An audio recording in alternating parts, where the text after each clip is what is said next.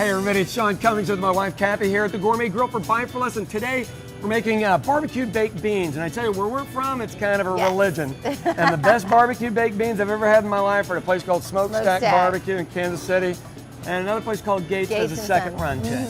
But Smokestack way better. I actually happen to go to school with those girls. Pretty Gates girls. is better. Anyway, we'll get started on this thing. If you don't have time to make all of this stuff from scratch, this is the way to do it. We're going to start off with just a can of Bush's baked beans. Cathy will throw them in the pan there. Pan's already a little warm, so they're probably going to make a little noise. No big deal. A little bit of onions. You got to give this thing normal flavor that people would expect out of barbecue beans. And a little bit of brown sugar. Give a little sweetness to it. Now, a little touch of mustard is not going to hurt anything either. And all of this stuff basically kind of just gets stewed in. It's really not that big of a deal.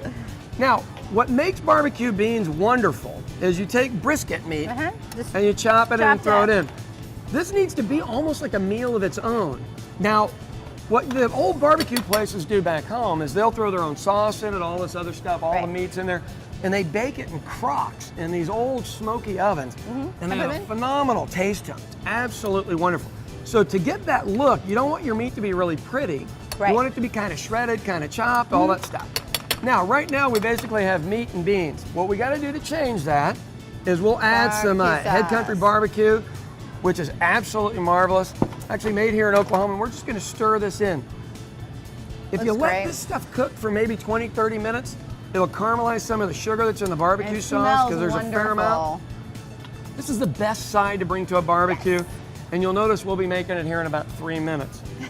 The big suggestion, instead of just bringing this in a pot and just going and doing your thing, I cooked up a couple of steaks in the meantime, and we're just gonna, I pulled them off of the rack over in the meat department, and we're just gonna throw those on top of the beans. You can dip them into the beans, I don't really care. Whatever you wanna do to make them look pretty, but the beans are done as soon as they start cooking. You'll see the bubbles coming around the outside, the sugars are breaking down. As soon as the sugars are broken down, you can actually serve it. Now, I would recommend slow cooking this a little bit longer. Cathy would never put big old pieces of fat like this and stuff. But I would. There you go. That's your flavor. That's the actual real flavor. And you know what? If it was real barbecue, nobody would ever take that kind of stuff out because they'd know that's where it came from. Well, I wouldn't know it was there. That's the reason she looks like she does and I look like I do.